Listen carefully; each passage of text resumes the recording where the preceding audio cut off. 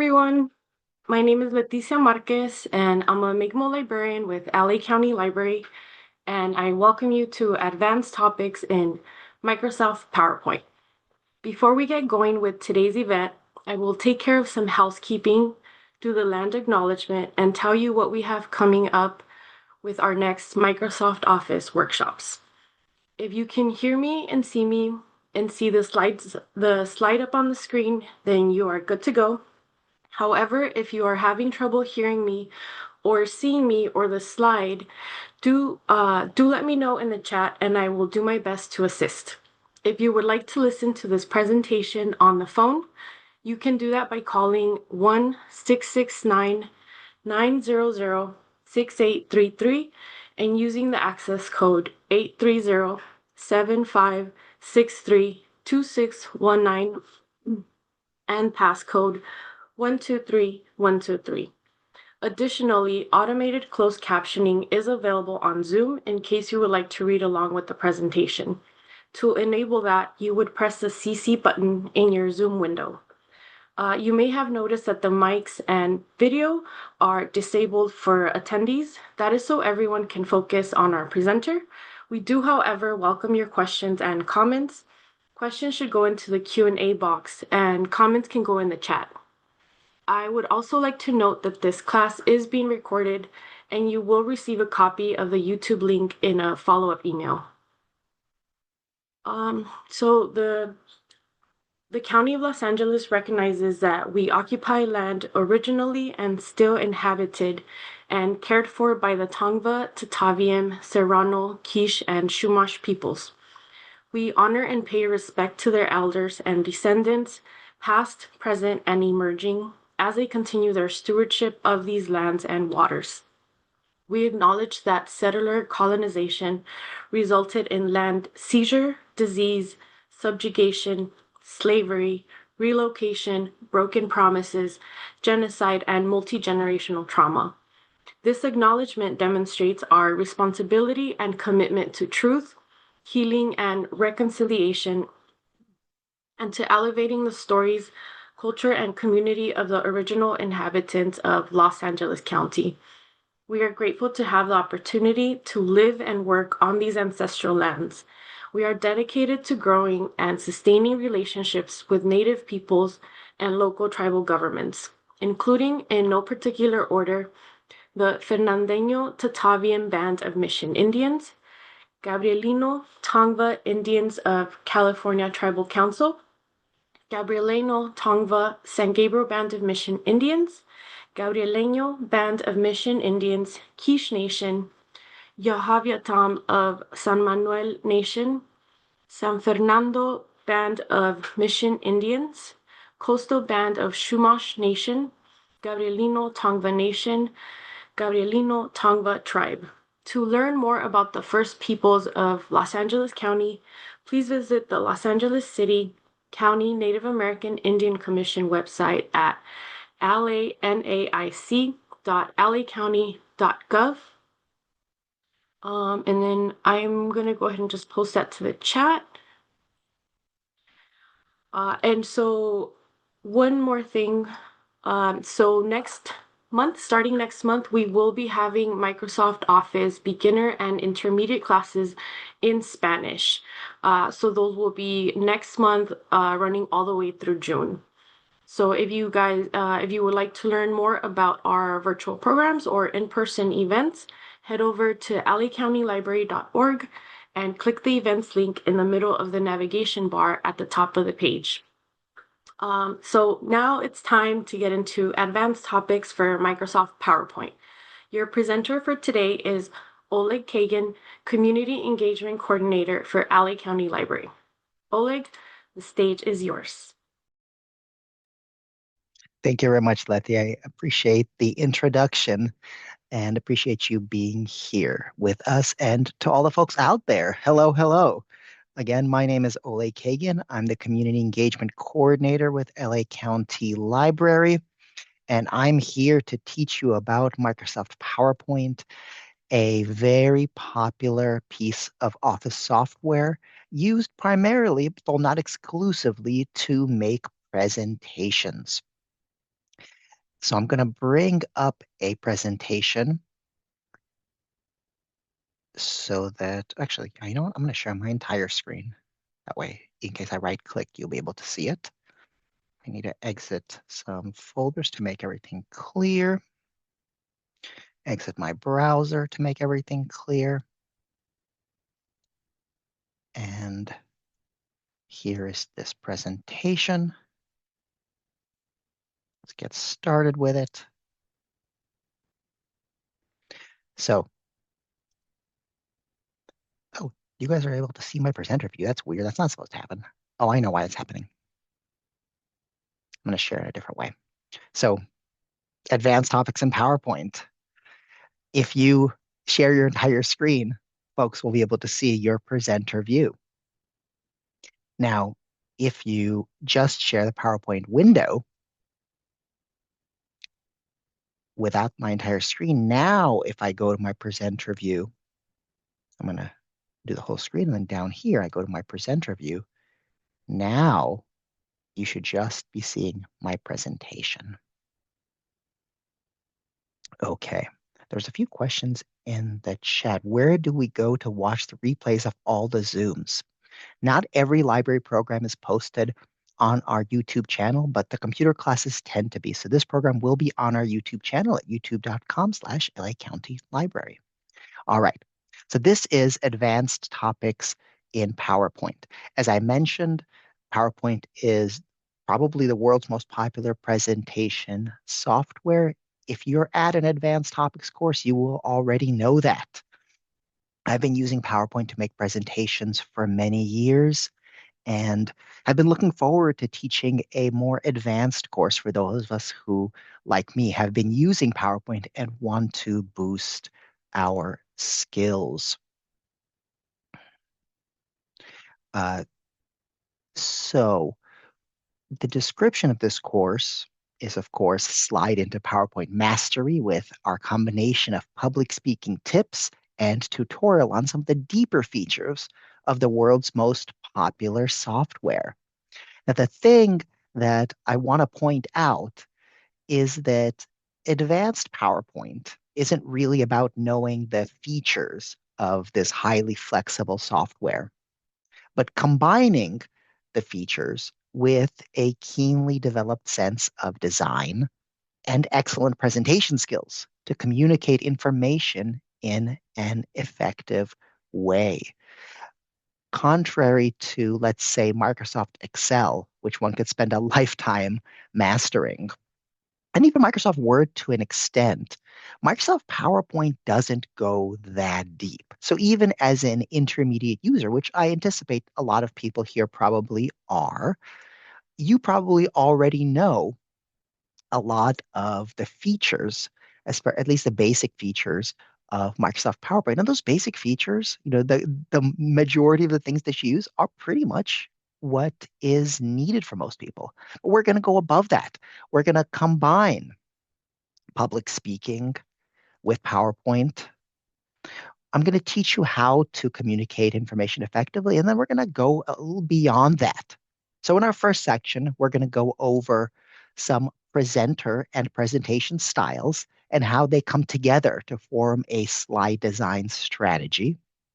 In the second section, I'm going to demonstrate some useful features. So, we will be covering features of PowerPoint that you may or may not know about. And then we'll conclude by going beyond PowerPoint, at least beyond the PowerPoint that we're used to something different, maybe something better. Before we jump into it, though, I do want to ask the folks out there, if you're hearing my voice, put in the chat what your average PowerPoint skill level is. Are you a beginner? Are you intermediate? Are you an advanced user? And if you have any questions about PowerPoint, just off the bat, if there's something that you want to know that you want me to definitely cover in this class, do also let me know that because this class is for you. If what I find is that we get a lot of similar questions that really aren't about what I'm going to be teaching, I'm just going to zoom through what I'm covering and get to the questions. And we'll of course have a Q&A session at the end. So if you have questions, stick around and you can definitely get answers to your questions. And of course, if you aren't able to think of a question or aren't able to type it into the chat, you can always email me after the presentation when I send the follow-up email. I welcome your responses to that. So I see we've got some beginners, we've got a real mix here. A lot of people have used PowerPoint. Let's see, formatting options. Somebody is a Google Slide user. There's a lot of similarities between PowerPoint and Google Slides, although some of the more advanced features may not be in either one, but Google Slides may have its own. So I would say probably most folks are right about at the intermediate level. I got a few advanced and quite a good cadre of beginners. I think everybody, even though this is an advanced topics course, I wouldn't say this for Excel, but for PowerPoint, even if you're a beginner, you should be able to follow this course pretty well.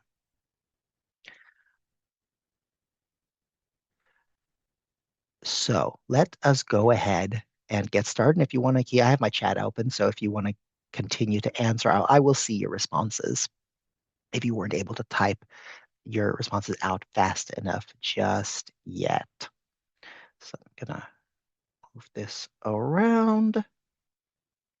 And all right, so our first section is public speaking and PowerPoint, where we're gonna cover different presentation styles. I'm gonna give you three kind of polarities, three different decisions that one makes when determining both a presenter and a presentation style. So, both the style of how one speaks and how one delivers the presentation, and also what the slides might look like in each of those situations. And then we're going to go into some examples of that a little bit later. So, when you're thinking about your strategy, you might consider some of these options. So, the first one is are your slides or is the information you're presenting dense or is it minimal? Now, we have the tendency as human beings to either go for one or the other. Of course, most of our answers will be somewhere in the middle. Rarely do we have slides that are just words the entire way through or minimal like the slide in the image here. As you can see in this slide right here, this is the most minimal you can be. It's just one word. And I've seen presentations where people deliver it this way. It's a lot of slides with just one word on them. And then I've also seen this sort of thing where that slide is an entire presentation, or it should be broken out and could be an entire presentation. So if we get a little deeper, what does dense presentation mean? A dense slide is very informative. It's a lovely way to present information to people who receive the slides after the presentation to look at on their own so they can dive deep into the slides. During the presentation, however, slides packed with that much information can be more effectively presented by breaking up the information into multiple slides, using animations to display information on a single slide in chunks, and reducing charts to the essentials. It's better to share the full chart if you have a lot of information, either on paper at an in-person meeting or as a PDF.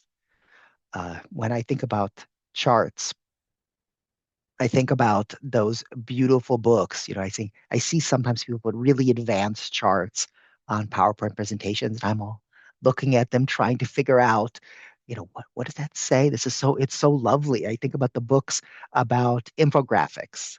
There's a lot of books which display really, really beautiful infographics. And honestly, I look at those books and it takes me 10 minutes on each page to figure out what it's saying and going beyond just the aesthetics of it. And so when we do this on PowerPoint, we have a dense amount of information. We need to break it up so that people can digest that information. If you're only going to be on a slide for, 2 minutes, people have to be able to take it in. Somebody asked in the chat, "Is that Latin?"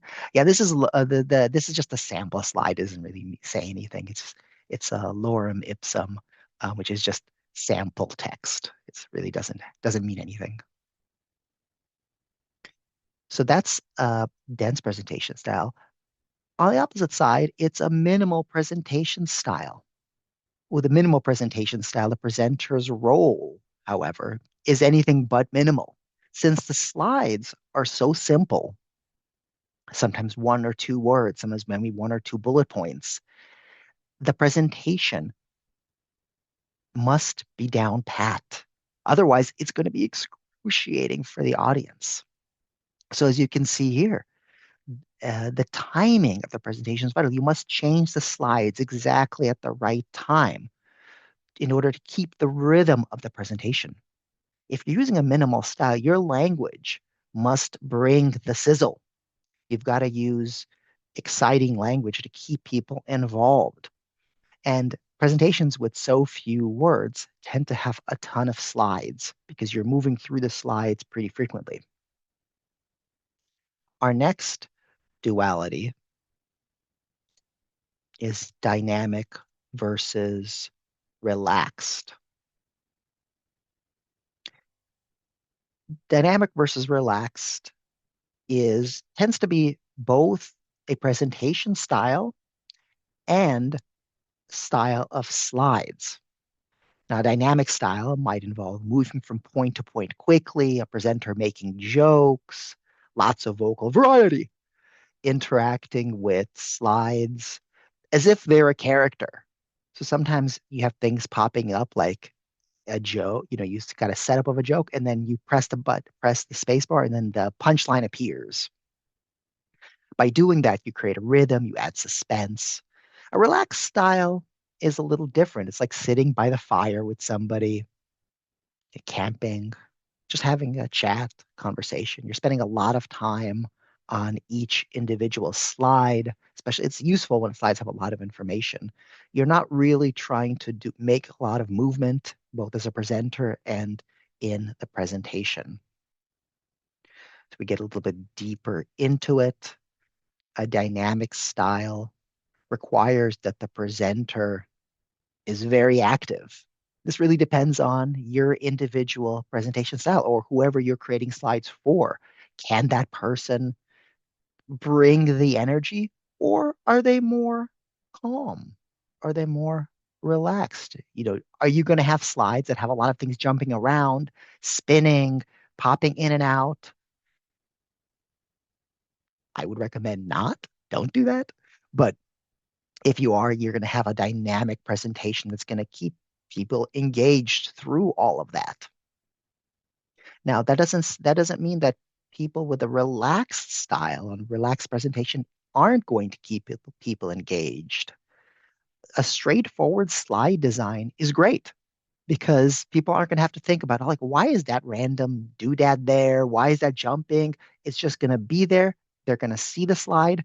They're going to be able to have time to take it in because the presenter is going to be giving you a great story. And that's really important when you have a relaxed presentation style and slide design. It's very important that the presenter weaves the topic of the presentation, a story, some information, et cetera, in a way that's going to keep people's attention because the sizzle comes from the presenter, not necessarily the what's on the slides. And our last and final duality is presentation styles that are serious versus whimsical. I think to a certain extent, this is self-explanatory. A serious presentation style doesn't have so many jokes, less vocal variety, as opposed to a whimsical presentation style that's a little bit more energetic and funny. Whimsical and dynamic have some similarities. And now these dualities, these three are not all mutually exclusive. Some of them go together well, some of them don't go together as well. We've got a serious presentation style that has to do with the presenter, that has to do with the slide design. The typically the information that the person is presenting is important, and that importance is given weight by the way that they're presenting it. Typically, the colors are more muted, the lines are straighter. The slides have a more geometric quality rather than wavy and curvy and all kind of funky. It's what people would often assume in like a lawyerly presentation. There's very few transitions or animations, and if they are, they're very simple because they're not distracting from the serious topic. A whimsical presentation, on the other hand, might have some exciting fonts, and there's many to choose from. It's going to have curves and vibrant colors. It might have some surprises. It's going to be kind of fun to listen to. Could be relaxed, could be dynamic, could fit into some of the other ones as well. Whimsy has many faces. Now, the big picture here is that what you choose within each of these presentation styles and in the many ways to combine them really depends on the strategy you're trying to present. Either when at this point, you might be creating presentations for somebody else. If you might be the person who's creating the CEO's presentations. Or if you're creating presentations for yourself, you're going to ask the questions, what information are you communicating? Sometimes the density or the minimalness of your presentation is determined by the fact that you really have a lot of information to communicate in a very short period of time. So you have to put a lot of information in, and then it's about getting those animations in to make it so that the pace of the presentation moves forward but isn't overwhelming the audience. Another very important question is, how flexible is the presenter? Are you or the person you're creating your presentation for able to be dynamic? Do you make jokes? If you don't, and that's fine, then your options change. If a presenter is very flexible, then it really depends on the information. It also depends on who the audience is. What are they expecting? Obviously, time, place, occasion plays a factor in that. You're going to have a different kind of, if you're going to have a PowerPoint at a wedding, you're going to have a different PowerPoint at a wedding than you might have if you're delivering a eulogy, right? So all of these things are going to come into play both in personal presentations and in business. The culture of the company really makes a big difference in how these presentations come across. Okay, we're going to move on to the next section in just a moment where I'm going to do some demonstrating. But before I do that, let me ask you, are you with me? Is this going at the pace that you like? Do you have any questions about any of these presentation styles? We will come back to them, cover them a little bit more in depth later. But I wanted to pause here for just a quick second where, 10, 15 minutes into the presentation, and I want to make sure we are where we are. Somebody said way too basic so far. Good. That's where we want to be. As we're moving forward, we're going to get more in depth. We're going to get a little bit more intense. So this part is supposed to be here for this part is supposed to be just to get us started. And this presentation itself is very simple, and that's because I'm about to be changing it. All right. So I'm getting some responses here. Mostly okay. Some people are still waiting for the good stuff, and I'm gonna hope it's coming. If you have specific questions, throw them into the chat as well. Okay.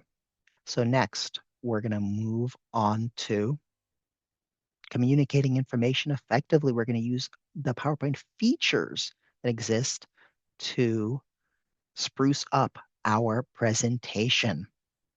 I'm going to go ahead and turn off my video just so that we can all focus on the presentation. And I'm going to actually move forward here to start.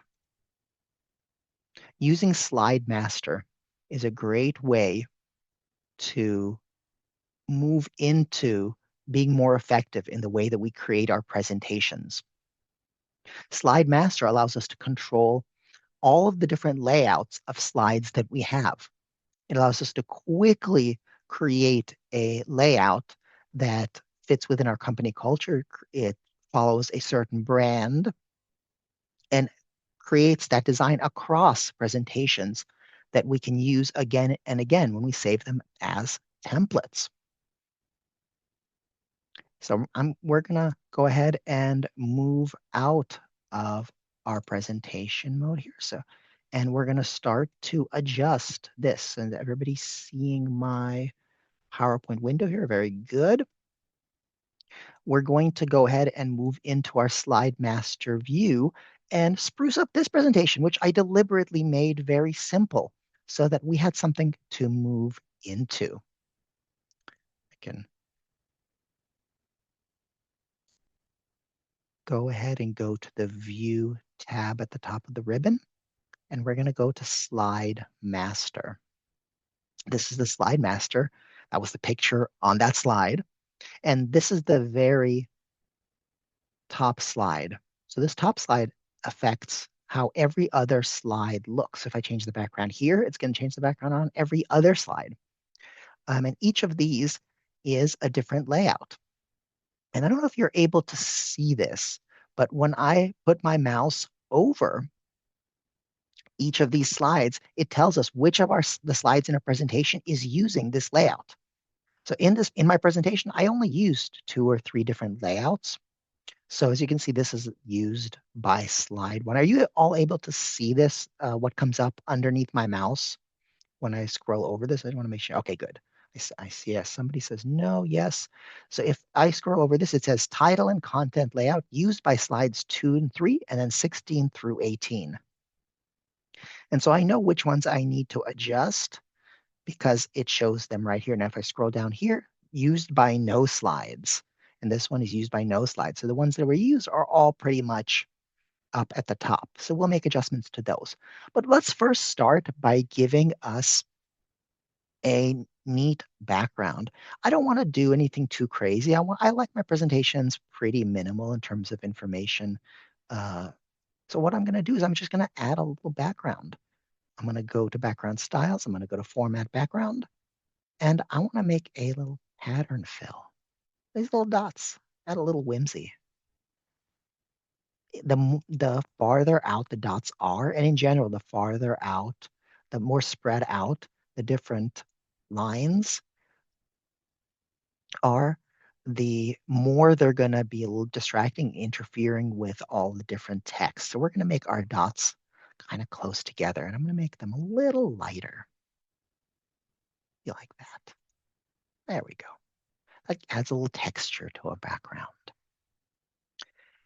Next, we're going to we're going to change the vertical alignment of some of our slides. So if we go back, we close master view, so we can see this has all changed. All of our backgrounds have changed. What I want to do now is I see like these slides right here, the ones that I have where I have the presentation styles. This window, this text box here is aligned to the top of the text box. This text is lined up here. What I want it to be is kind of in the middle, so it's more centered with the images. And so I'm going to use my slide master view to make that change. I'm going to go back to view. I'm going to go back to slide master. And this is the this is the layout slide where that is. You can see 5 through 14 and 21 through 23. And we're going to select both of these. I'm going to hold the control button to select both of these. And then I'm going to right click. I'm going to go format object. And the format shape is already here. And then I'm going to go to this box here. And then where it says vertical alignment under text box, I'm going to switch that to middle. And as you can see, all of the text here moved to the middle. And if we exit our master view, then we can see all of this has moved to the middle. Looks a little bit more attractive in my opinion. So you can see it's all moved to the middle. Let's go back to our slide master view, make a few more changes. I'm not going to do too many. Let's make some of our titles bold. So we're going to make our master title bold here. We're going to go to home. We're going to go to bold. And so you can see that changed all of our titles. Very easy. If we want to change everything, we do that in our top slide. If we want to do it in just some layouts, we do it in some other slides. So I've made these bold. And then let's do one more thing. So if we go back to our main view here, our normal view, we can see that our slides is awfully plain. Plain is okay. I'm not saying there's anything wrong with plain, but I want to add a little bit more pizzazz to at least some of the corners, just add a little bit more visual interest. So we're going to go back to our slide master view and we're going to add a few little shapes to the different areas. And the way we're going to do that is we're going to go to insert, we're going to go to pictures, or I like to click on icons here. And as you can see, this is something that you usually will get in Microsoft Office 365. I don't know if other versions of Office have this. I suspect some of them do. So it's yes, Microsoft 365, you have full access to a library of creative content, but you can bring this in from the internet. You don't have to necessarily go internally in PowerPoint. You can bring in whatever you like. So what we're going to do is we're going to go to illustrations. I'm going to look around here. So I've got this circle thing with it looks like a bunch of gnats. I'm going to insert that. It's right here, these little dots. I'm going to put that right just on the side here. Nothing too crazy. And if I view slide, there it is. So add a little bit of visual interest there. It's not going to get in the way of anything. Then I'm going to add one more. I saw one that I liked. There. Exit this format background. Did the right thing disappear? There it goes. Okay. It's back. Oh, no, I want to put this in the master. See, we got to make sure to be in the top slide. So I'm going to put this in the master so it appears on all the slides. There we go. That's where we want to be. All right, and we'll do one more. I'm going to go to icons. We're going to go to illustrations. And I wanted this one right here. This is nice. I'm going to put this towards the top here. And I'm actually going to flip this around, make this smaller and flip it around because I want this little blue circle to be in a different place. I'll do it like that. Put this also on the side here. So there we go. And so now if we want to take a look, that's the way it's going to look. So we've got a little bit of visual interest, a little color, just a splash. All right, so we've got that. So that's our master view, and you can, if you want this to be your presentation, your regular presentation, you're going to go to File, and you can go to Save a Copy.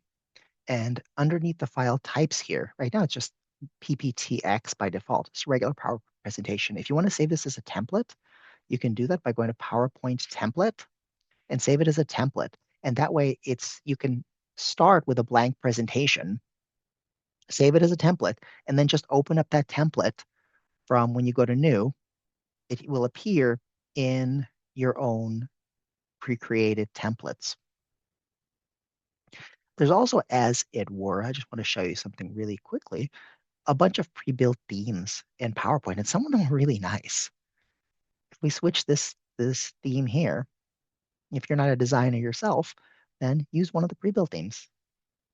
I gotta say, it's pretty nice. It still uses my own, it still uses these things that I had. But if you were starting from scratch, it's not too bad. Some of these are very, very professional. Well, created by professional designers. Hired by Microsoft.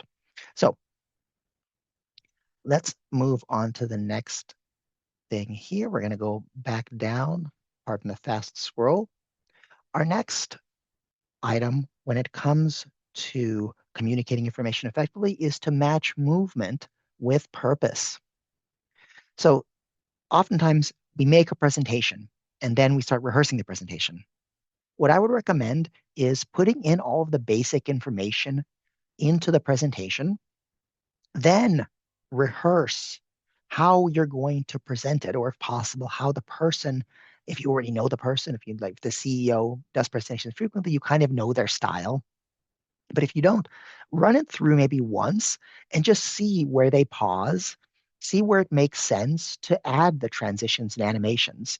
That way it matches up with the way that they're going to present rather than kind of overlaying that and forcing them into the flow of the deck. The deck is a servant to the presenter, not the other way around.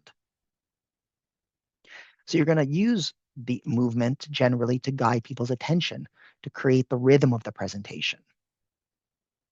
And you're going to ask yourself, do the presentations and animations that you have match your intended style? And I specifically put, if in doubt, cut it out, because I feel like sometimes people depend quite a lot on movement in slides. And if you're not sure, if your time is low, don't include any. Let the presenter make all the moves. What I'd like to do, though, is I'd like to just do a few things with this presentation to make it a little bit easier to go through. And as you noticed towards the beginning of the presentation, we had these little triplets that I covered. And I put the triplets into the notes so that I had them in case they weren't on the screen. Initially, they were all here. And as soon as I brought up the slide, I'm sure you started reading them.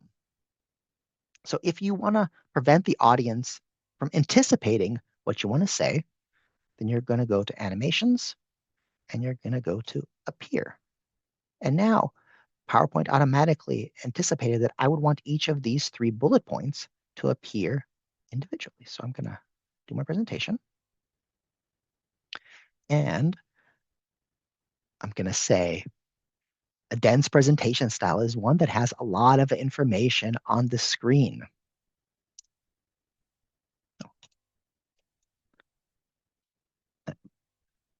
One way to avoid information overload is to break up information into multiple slides. Likewise, you can judiciously use animations to focus attention. Where there's a lot, you can have people go from one place to another on the screen. And you see the Gantt chart there, and there's so much writing and it's so tiny. Really, we want just the part, maybe the part of the project that you're working on in the moment. So I'm not going to do that for all of these, but you get the idea that sometimes it's wise to have things appear at the right moments. If I have a slide like this, I might have these bullet points appear differently. I might have this chart appear in a different way. And I'm going to show you a little bit about how to focus with charts very soon in the presentation. Somebody asks um, how to prevent your notes from appearing on the screen. So they're appearing on the screen right now, deliberately because I'm showing you the window here. But if I have it in presentation view, then my notes aren't going to appear on the screen. So here you don't see my notes because I don't see my notes.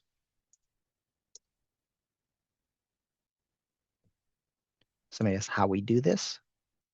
So we go to animations at the very top here, and then we simply click appear. We have a selection of a whole lot of animations. And that's what I was saying. If in doubt, cut it out. There's too many options for animations. People go crazy with these. They have different animations on every slide. It's too much. So you can have things bouncing in if you want. If you have a whimsical presentation, then you might want to have things bouncing in. You can even have each individual item look different. So then we go to the animation pane and we can adjust how each of these look. If we want one of them to bounce, we want one of them to wheel in, we can have this one wheel in. If we want just like this one, see, this one is the one that's selected, we can have it spin. So now if I demonstrate the presentation, so this one, it's already here. So because I made an emphasis on it rather than appearing. This one bounces in, that one wheels in, and of course that one spins. That's an example of too many animations on a slide. I recommend not doing that when you have a chance. Somebody asked, is there a way for a presenter to see their notes when in presentation mode? Yeah, there is. When you click on presentation,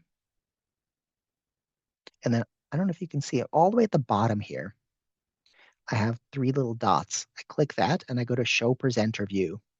And that gives me the notes. I'm going to show you what that looks like. Hang on one second, because I can share differently. And when I share differently, you'll be able to see my presentation view. So I'm going to share my entire screen. Let me exit that. Just exit this presentation. So here's my PowerPoint. If I go to presentation view, and then I go right down here, there are three little dots, and I go to show presenter view. So now you can see what my presentation looks like. This is the presenter view. So this is what I would see usually, but the audience wouldn't see it. So it's really useful. I see the slide that's on the screen. I see the next slide. I see my notes. And then I have like a laser pointer as an option. I can use a laser pointer, various other things, a highlighter. It's going to stay on the screen.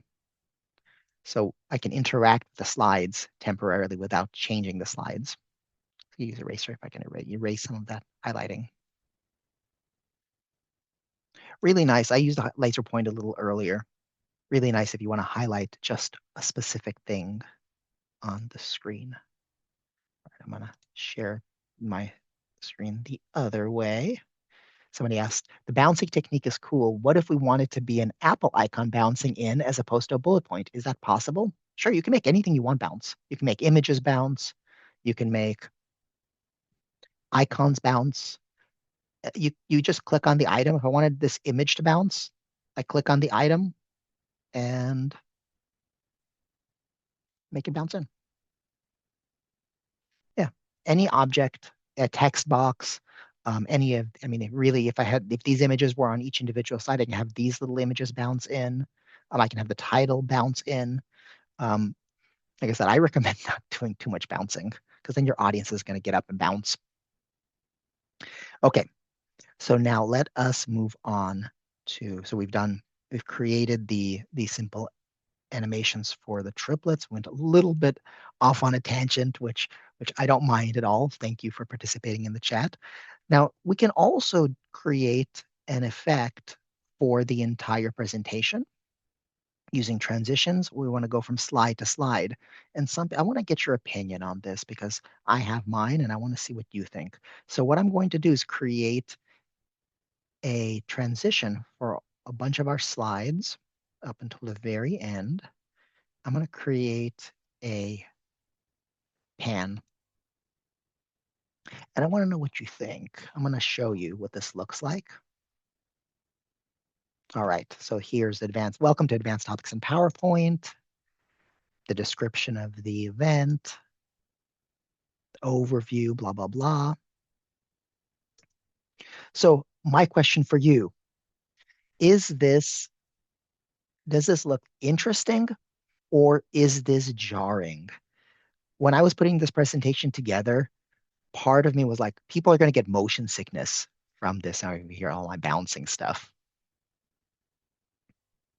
Yeah, I've got a few people that are saying jarring. So this is all the bouncing stuff. And now the next one. So a few people are saying jarring, and I would say that I agree. And that speaks also to the being judicious about using transitions from slide to slide. What you do have an effect on is how fast it goes, and the people mentioned that in the chat as well. We can make our pans go faster and slower. That kind of makes it a little bit less challenging for people to go. There's also a different kind of transitions, some that are a little bit more subtle, some that are see this one under dynamic context. So these are all these choices. We can do something that's just a fade from slide to slide. So if we go from here and let's just switch the first few. I'm going to select these slides. I'm going to see they're currently pan. Let's just do a fade. So now let's make it slower. Duration over on the right side here. Let's do it 2 seconds. The fade is a lot more gentle, I gotta say. So here, welcome to Advanced Topics in PowerPoint. We're gonna kind of have a yoga. I think now we're going to move over to the next slide and talk about our description. And here is an overview of our presentation. See, the whole mood of the presentation changes depending on the transition that you have. And that gets to our bigger picture here, where we ask, what's our strategy here? Who are we communicating to, and how do we want to communicate? The transitions that we include within our slides should speak to the presentation style that we want to accomplish. An advanced PowerPoint is all about being able to combine, understand the presentation style, and combine what you're doing with the features of PowerPoint with that presentation and presenter style. So I, we have another thing that I want to show you, and that is to play with charts. So oftentimes we have to present complex information using visual aids in PowerPoint. And it's very easy to, in, to import charts from Excel into PowerPoint, or you just import information. In this case, I just got some sample sales data for 3 years, 2023, 24, and 25. It's just made up information um, laid out by quarter. I've got some information here about in the y-axis. I've got the amounts, and I've got this little bar chart here. So what I would like to do with this bar chart is I want to focus on just the first quarters and kind of compare them. So one way to do that would be just to say, hey, everybody, look at the first quarters. Here they are. See how they're right here and right here and right here. But of course, that's not the most effective way to present that information. So what we're going to do is combine transitions with charts in order to help break down the complexity of this chart and highlight the key points that we want to make. We're also going to keep the slides visually coherent with our morph transitions. So the way I created this chart was I went to insert, I went to chart. So we can actually, let me just show you real quick. This is not gonna take too long. So I wanna give you that information. So if you want to create a chart, some people just copy and paste from Excel, and you can do that. But then the styling can be all strange, and the data is always in Excel, so it's linked, which is helpful and also not helpful. If you want to just create a chart in PowerPoint, you can do that, and it's pretty powerful. You go to Insert, you go to Chart, you select the type of chart you want to create. So this is a column chart. We can create a line chart. Any of the ones that are available, radar chart. Any of the ones that are available in Excel are also available here. Create this line chart. It's going to come up. It gives us this window down here, and this is the window with our data. And we can put whatever data we want in here. So when I created this one, I put in the data that I wanted, which is not, that one get too big, which is not that. So I put my data in it, and it created the chart. Here, I just created this chart, and we can adjust what we have in this chart. So right now I have a chart title, just the size, of course. I have a chart title, I have all the legend, I have the different axes. If we go to the plus right here, we can remove elements. So oftentimes,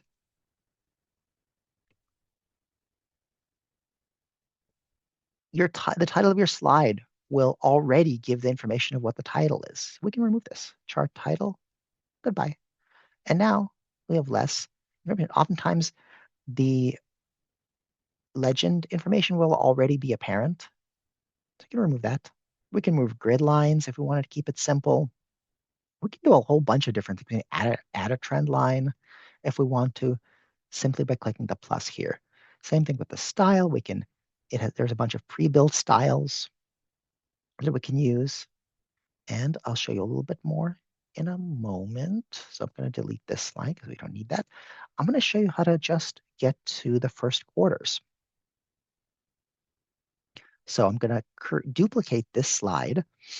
I'm going to duplicate it 3 times. I'm going to push Control C, or I can do right click and copy. I'm going to click down here. You see this little line appeared between 18 and 19. I'm going to push Control V. I'm going to push Control V and Control V. As you can see, I duplicated this slide 3 times.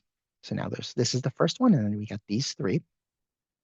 Next, I'm going to click over to this one.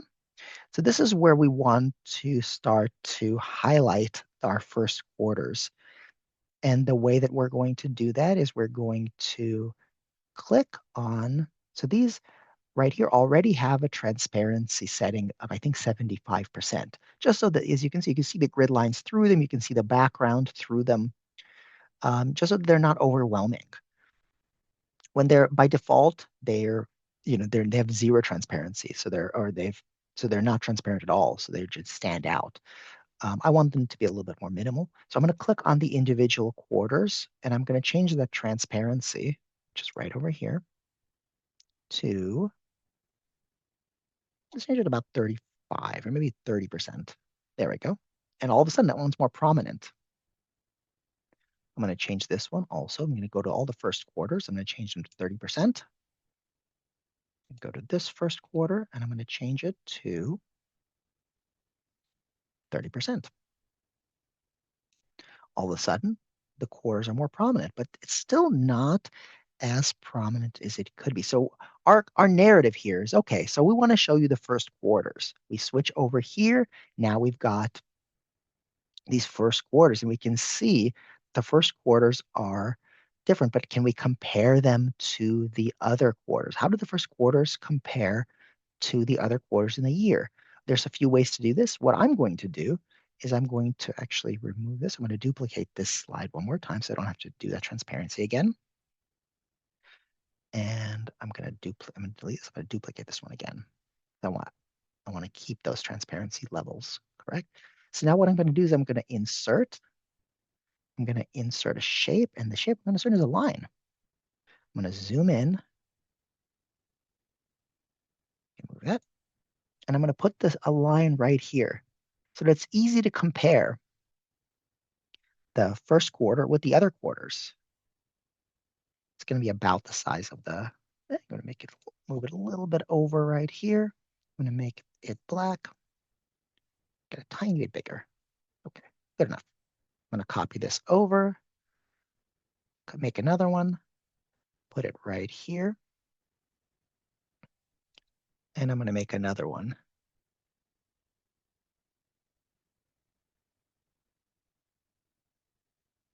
Right here. I just saw, Howard, I saw that you put a question in the chat. Would you mind putting that question into the Q&A? That way I'm not going to miss it later if the chat moves, because I can only scroll so much in the chat. If you have questions, the Q&A is really the best place to put them, because I'm going to go through that later on once I finish the main part of the presentation. So as you can see, I've added these lines. So we can see that the differences between the first quarters and the rest of the quarters, you can see the first quarters tend to be a little bit smaller. But then we want to see, well, yes, the first quarters are smaller, but how do they compare to each other? What's the trend between the quarters themselves? The way they are right now, they're kind of far apart, and it's hard to tell. So what we're going to do is we're going to we're going to click on the chart. We're going to click this little funnel, and this funnel is going to bring up all of our data here. We're going to remove everything, and then we're just going to select Q1, Q1, Q1, and apply, and voila. Now we just have the first quarters, and we can see that although the first quarters are lower than all the other ones, there is definitely a growth. And if we want to add a trend line to show that, this is only 3 here, so we really don't need a trend line. But if we want to, we can. You can see, oh, there's an upward trend year over year in the first quarters. Now, this is fine, but the changes here, if we just go to the presentation, are a little jarring. In order to create a little bit more cohesion between them, what we're going to do is we're going to select this, and we're going to add a transition. And the transition we're going to add is morph. The morph here. We're going to add a morph here. and we're going to select this chart once again, and we're going to add morph. And now, when we go here, we're going to say, and now I want to break down the total sales by quarter. We're going to start by focusing on the first quarter. As you can see, the first quarter data is highlighted here. As compared to the other quarters, we can tell that it's a little bit lower year over year than other quarters. However, if we compare just the first quarters, there's definitely a growth.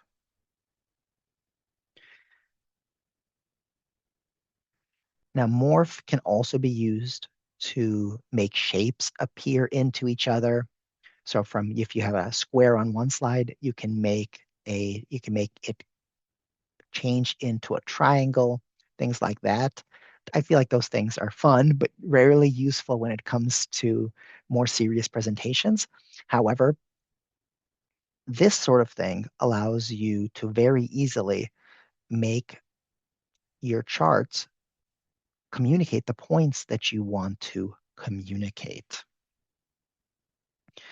Okay, we're getting towards the latter half of our presentation where we talk about exploring presentation paradigms.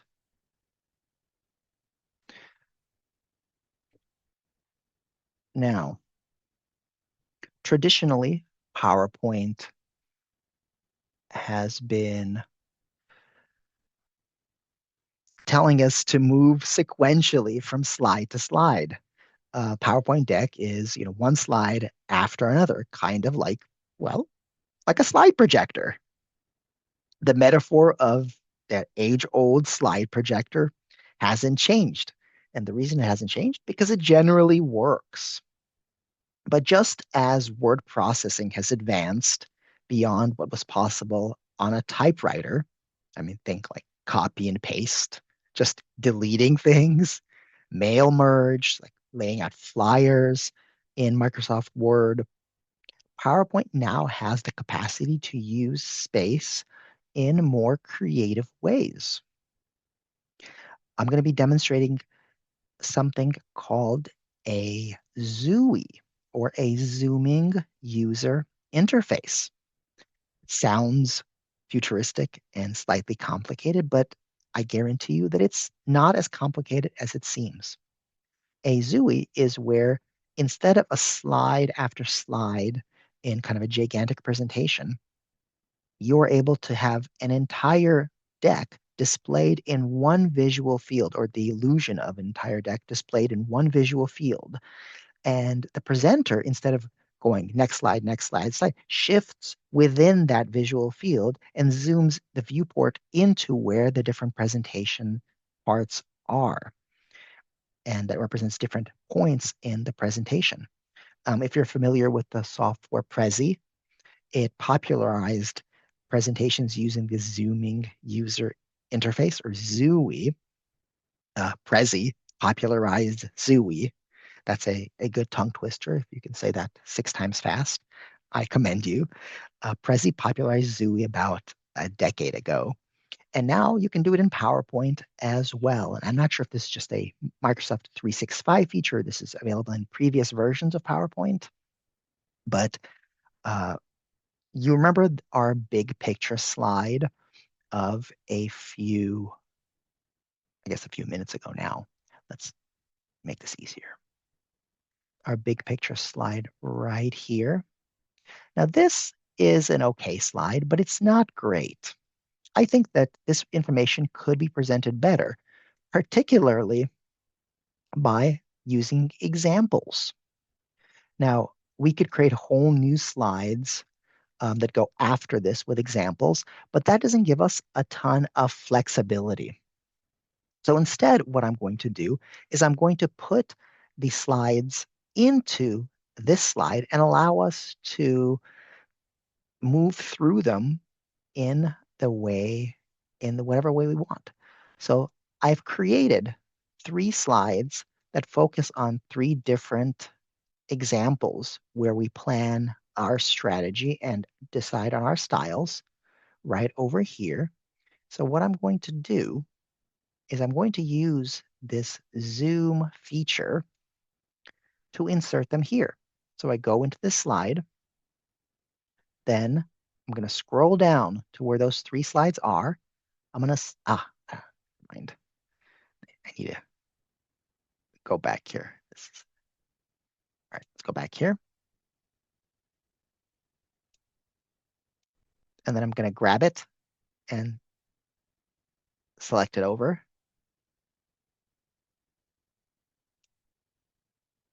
So we got one,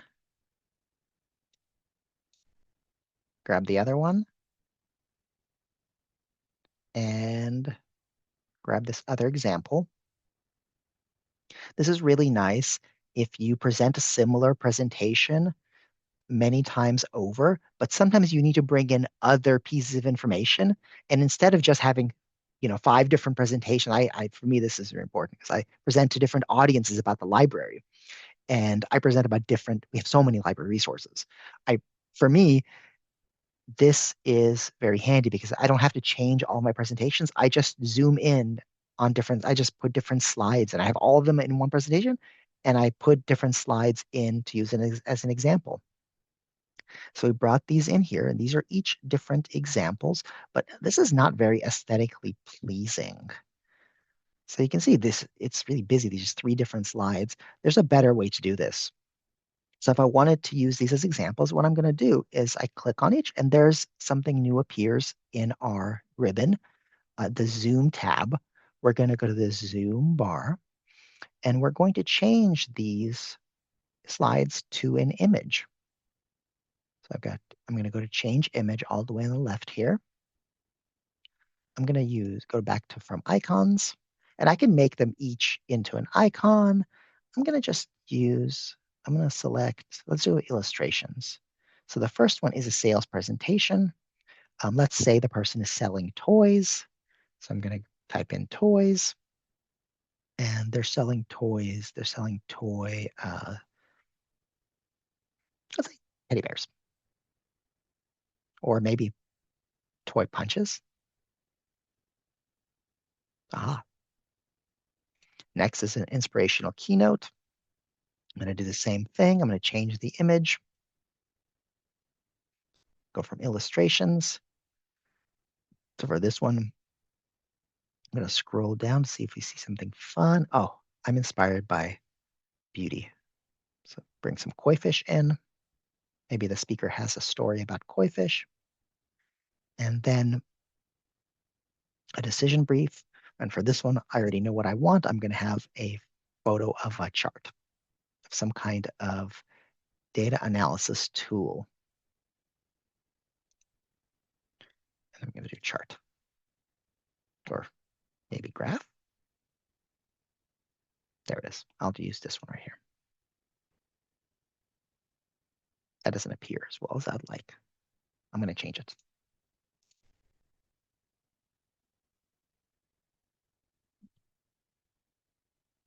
And illustrations. We'll use this one here. There we go. Somebody asked in the chat, how you got the PPT on the same PPT? Oh, I just dragged it over. I grabbed it from here. I pushed down my mouse and I moved it over to the slide. So now I changed these to images. I'm going to add some text really quick. I'm going to add a few text boxes. This is going to be a sales presentation. Otherwise, you might forget. I might forget. Let's create a background here. The background, let's add just a white background is fine.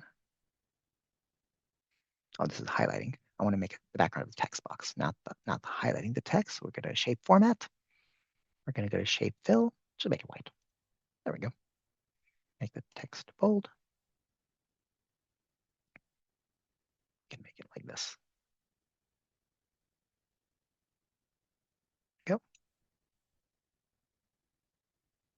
Bring it over to the bottom here. This is not a sales presentation. This one is actually an inspirational keynote. And then we're going to bring the other one over. And this one is a decision brief. I love these guidelines that appear so that Otherwise, I would have to eyeball all of it to make sure everything is straight. And this is a decision brief. I make really, really good use of the guidelines that come up automatically. Over a little bit, just center this next to this image. Oh, these aren't perfectly centered, but that's okay. And move this guy a little lower. Okay, so now this slide comes up, and what happens when we bring this up? I see with this, we got little boxes here. We click, my mouse pointer changes to a hand, and I click on sales presentation, and boom, it zooms in to the sales presentation slide. So here's where we can talk about planning a strategy in case you have a sales presentation. So let's say we answer the questions. What's being communicated? We've got a brief company history. So you're doing sales presentation, you want to tell them they don't know anything about your company. You want to tell them a little bit about your company. You want to share your products. You want to share the features that are attractive to that specific audience. And then you want to say, all right, Mr. Prospect, here's the order form. How many would you like? You can even have that on your slide as you slide the order form elegantly over to them, give them a pen to sign the order form. How flexible is the presenter? If it's a salesperson, and likely they're experienced, they're outgoing. I hope so. Being in sales and not being outgoing sounds like a recipe for disaster. Who is the audience? At this point, they're just meeting with these prospects for the first time. So it's kind of a screening interview. So they're talking to pre-decision makers, and it's after lunch. The meeting is on Zoom, so you can't slide the order form over. What a shame. So how do you choose what style to use for this presentation? You click and, well, probably you want your presentation style to be, or at least the slides to be relatively minimal. You don't want to overwhelm the audience, especially after lunch with a ton of presentation. You want to just give them the good stuff. You want your presentation to be dynamic, again, because it's after lunch and on Zoom and they're going to fall asleep otherwise. And then it depends on whether it's serious or whimsical. Since we're selling toys, it's probably going to be more on the whimsical side. But if we're selling nuclear power equipment, then we want it to be serious because a nuclear accident is a very serious problem, and we don't want that to happen. So we want the idea of dependability, and so we want to have a serious presentation. So now we've done this slide, and we're going to go back. It takes us to the next one automatically. But hey, that's not what I want. What I want is, let's go back to, sorry for the fast scroll. What I want is to go back to this big picture slide after each one. So I'm going to click on this. I'm going to click on each image. Let's click on all of them because I want to change this for all of them. I'm going to hold Shift or hold Control. It doesn't really matter which one. And select all of them together.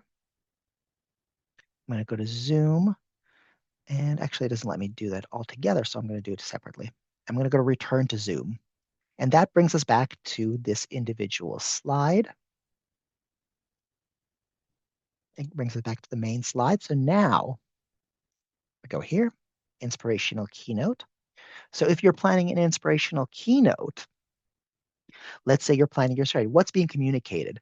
You want to tell the audience a memorable story of the first time you saw koi fish and a motivating conclusion to continue to be involved in the koi fish community, buy more fish. How flexible is the presenter? I don't know. This person really loves fish, maybe works at a fish supply store. He doesn't usually present. He's kind of relaxed, spends most of the time looking at beautiful fish. Fine. Who is he presenting to? He's presenting to the entire company, maybe a company that makes aquariums. It's a lot of people. It's mid-morning. This is a keynote, the special location. It's a staff training day. So he's getting people motivated to keep making aquariums. He's got a great story about how he fell in love with fish. How does he do his presentation? Probably the styles would be minimal. You don't want to have too much information on the slides, even if you even have slides, because the whole point is that story of how he fell in love with the fish. He's going to be relaxed, partially because that's the kind of presenter this person is, but also because we don't want all kinds of stuff flying around in the slides because we want people to focus on the emotions of the story. And is it going to be serious or whimsical? It's going to be both because the best inspirational keynotes have a little humor and a little seriousness. So it's going to have both. And now when we click back here, we're going to go back to our big picture slide and reiterate everything that we were talking about. And if we want to then move into our decision brief, we click on our decision brief, we come here, and we are presenting a very data heavy presentation to help middle managers decide what they're going to propose to the executive team. Our presentation is going to have a lot of charts. It's going to have the pros and cons of whatever decision we're making, and it's going to end with a recommendation what the data analysis team, of which the person who is presenting is part of, would like what thinks that we should do based on the information. Is the presenter flexible? Not so much. They don't usually do a lot of presentations. They mostly spend their time in Excel. Who's the audience? It's middle managers. Some of them are decision makers. Some of them are just decision proposers. And then when does it take place? At the end of the day, it's in a conference room. There isn't a ton of time. They need the decision makers, the middle manager, be working overnight to then craft another proposal. How is this going to look? It's going to look so naturally. You've got a lot of information. The presentation is going to be dense with information. The analysis team has worked very hard. They've created a lot of information. They've created a lot of charts, and they want to show them off during this presentation. They're going to do it in a way that's effective, though. They're not going to put it all on one slide. They're going to use those morph transitions that we talked about. They're going to highlight the information that's most important. They're going to zoom in on the pros and cons in different places. They're going to try their very best to be dynamic in this presentation, partially by using those morph transitions, partially by using slide to slide transitions that are not jarring, but keep people engaged. And the presentation is serious because the decision can have an effect on the entire company. That's how we use our strategies to plan our presentation styles.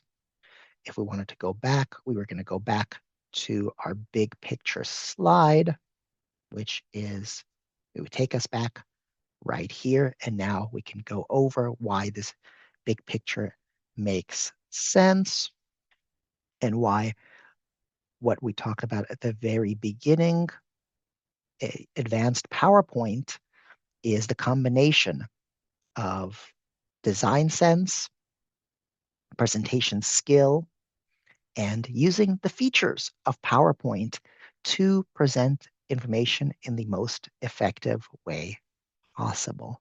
And now I thank you for listening and I welcome your questions. So we had some questions in the Q&A. Actually, let me bring back, I was sharing before. Let me start sharing again, just because I might have to demonstrate some stuff. Somebody put in the Q&A from the beginning of the presentation, they're responding, I'm a complete beginner. Honestly, I'm a complete beginner too. When I come up with these presentations, it's advanced topics, but I'm learning just like you're learning. I don't use all of these features all of the time with PowerPoint, so I'm learning too. We're all beginners. Also, is there a format brush here like Microsoft Word? There sure is. There is a format brush and, oh, screen sharing has stopped. Okay, let me bring sharing back. Let's go to, there we go. Okay, let me show you, let me demonstrate the format brush. This will come in handy if you're making a lot of changes and the format you're doing is complicated. Let me open up a new window here. So let's use this slide. Let's just use this one for fun. Actually, let's use just the beginning. Let's keep it simple. All right, I'm going to duplicate this slide. I'm going to demonstrate the format brush. So we've got this format. I'm going to make this more complicated. So this is going to be shadow, and I'm going to make it red and Okay, so we have this. Now we could copy and paste this text box, Control V, Control C, and we have this twice, and now we have this format. But let's say we already have a bunch of text boxes that are just normal old text box. Let's bring this one back. Let's put this one in this window. Make it a little smaller. Bring it back down here. So now we want this one to look like this one. Very fancy. We're going to highlight it. We're going to click the Format Painter, which is right up here under Clipboard. It's a little paintbrush. Click on that.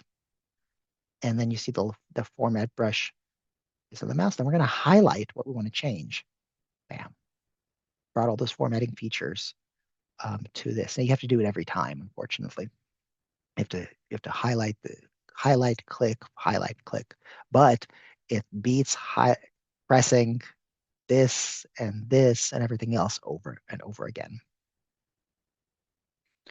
All right, delete this. And I'll send you all these slides too, so you'll be able to see all these slides after. How can I increase the size of a font in the legend? Oh, you're talking about the chart. Very good. I will demonstrate. So I don't have a legend here, but I will add one. It's very easy. I click on the chart, click on the plus, I add a legend. The legend is tiny. If I want to just change the size of the font on the legend, I click on the legend. So you can see it's selected here. And then I go to font and I make it 25. It's going to be really big. There we go. That's how you do that. And I'm going to remove the legend because I don't need it here. We already know this is total sales. It says right here.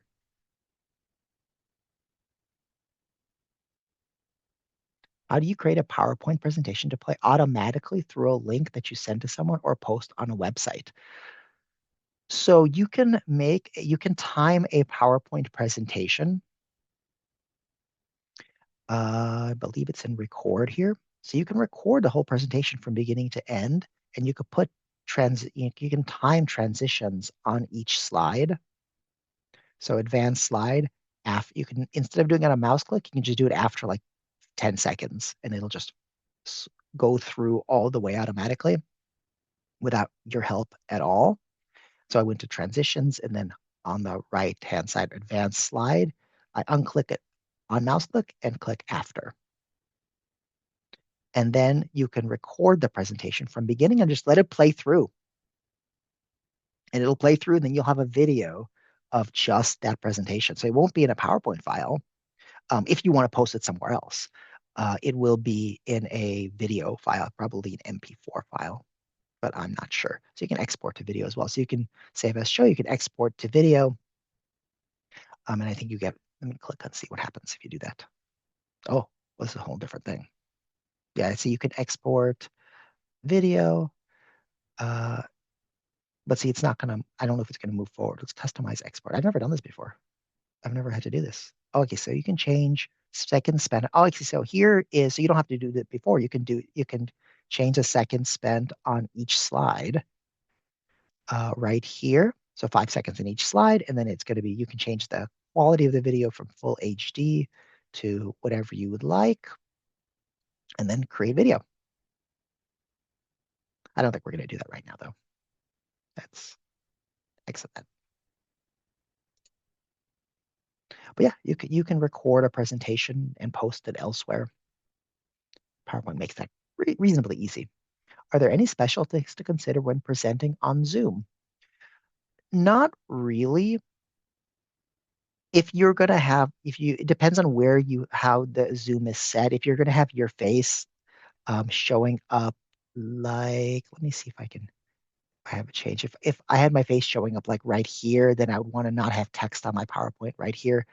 But depending on how the Zoom owner sets it up, the account owner set up the Zoom. Generally speaking, it just depends on how you share the screen. So if I share just a PowerPoint window, that's one thing. If I share my entire screen, that sometimes makes changes to the way that things work. But most of the time, I would recommend when you just share your PowerPoint window, and that means that your presenter view only is visible to you, etc. But yeah, that's the main thing. Otherwise, between Zoom really doesn't have an effect on on PowerPoint too much. One other consideration to note is if you have any sound or video in your presentation, when you share on Zoom, there's a little check mark that you can click. I think it's optimized for sound or something, optimized for video, something like that. And that'll play the sound through the presentation software.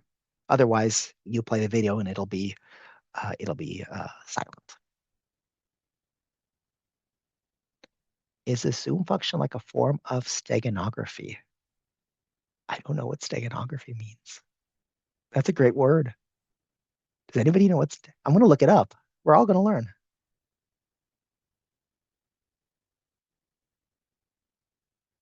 Conceal. Oh, wow. Kind of. It's concealing. We can conceal information. A Zoom function, like a form of steganography. In a way, it is. But but we have all the slides in the presentation, like in the same presentation. So they're there. But yeah, we can. I mean, well, we can hide. We don't need the Zoom function to hide different stuff. We can hide different stuff in other ways too. Just put things behind. We can arrange things behind each other and then have them. The transitions have them using transitions or animations, have them appear, move and appear, kind of like I did here. If I had something behind these circles, then they would appear. It would appear when the circles moved.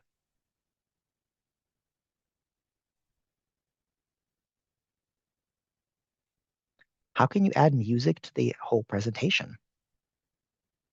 There is a way. I think is it in record? Here, audio, record and audio. So I'm assuming what you're trying to do is record you speaking over a presentation. And I think that's in audio right here. Record audio and set it to autoplay. So when you record your entire presentation, I think the audio is part of it. But yeah, you could record audio specifically right here under record. And if you want to add music, you should be able to add files, like specific music files there as well. Let's see, if you double click the format brush, can you use the same format change more than once like you can in Word? I've never tried. I don't use the format painter that much. Let's try it. So let's see, I have this in yellow. Let me add another text box here. And we're going to see, maybe I'll just copy one over.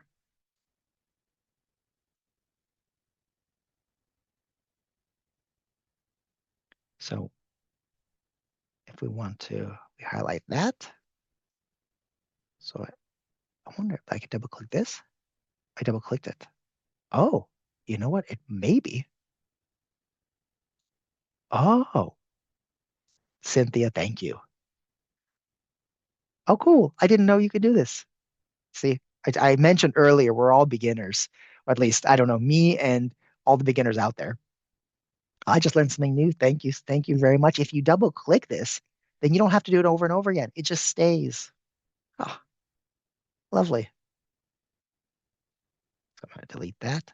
Yeah, if you want to use the format painter on all kinds of other things, you highlight what you want to do. You double click the brush here, the format painter, and then you can highlight whatever you want. So cool. Can you do a training on how to use Zoom? You mean like this presentation software? As a presenter or as a viewer? If you have suggestions for presentation topics, including Zoom, either put them in the post-event survey or email me if you'd like a training on Zoom. Because more so than the specifically Zoom training, I would be interested in what you're interested in learning about Zoom. Like, what are you missing when it comes to using Zoom?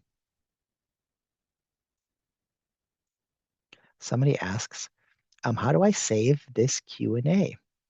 I don't think you can save it on your end, but this video is going to be on YouTube, so the Q&A is actually going to be posted live, posted on the video. I'm not going to edit it out of the video. So all of this that's happening right now, hi YouTube people, is going to be in the future on YouTube.